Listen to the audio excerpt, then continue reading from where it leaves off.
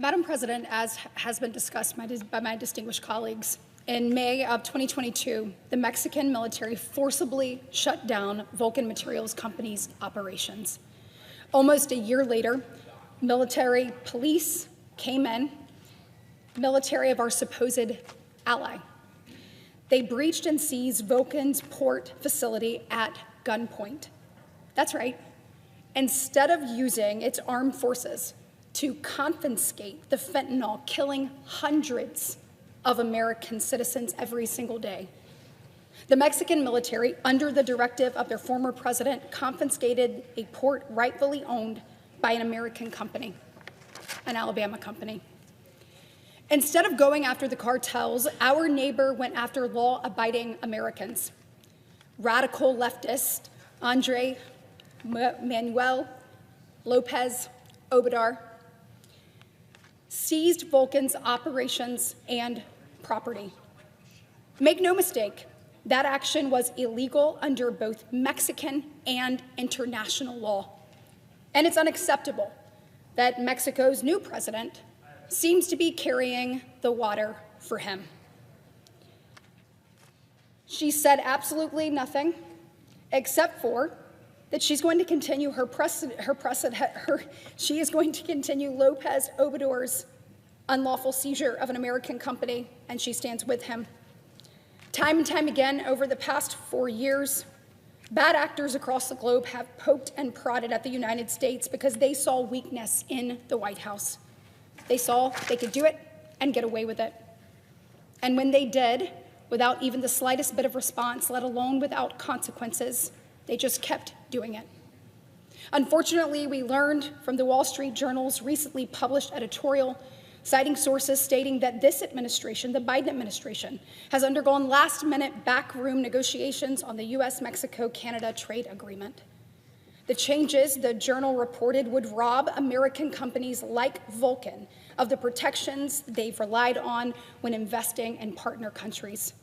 The protections that would have prevented those partner countries from seizing, for example, operations centers or port facilities. The Biden administration and its U.S. trade representatives are actively undermining American interest. They're leaving American companies out in the cold without consulting Congress, preventing us from exercising our constitutional duty to provide oversight on trade. The Biden administration's actions should be a front-page story in every newspaper across this nation. The idea that a sitting president and/or his administration would be working against the interest of the country and/or the people that he was elected to serve is absolutely unacceptable.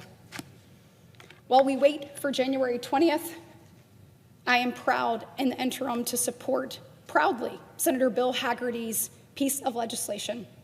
It's called Defending American Property Abroad Act. I join this quickly alongside Senators Barrasso, Budd, Kane, and Tuberville and Wicker. It would prohibit the Mexican government from profiting from its unlawful seizures of Vulcan property and port facility. No vessel that is used, a port, land, or infrastructure illegally seized from an American entity would be allowed entry into a U.S. port. And should the Mexican government attempt to violate the law, it would be met with crushing consequences. The U.S. can no longer stand by as its companies are terrorized by foreign governments. We will not sit back and watch as our own government allows our interest around the world in our own hemisphere to come under attack. And we will not be afraid of protecting our own citizens and their interest. This past November, the American people did not choose decline. We choose renewal.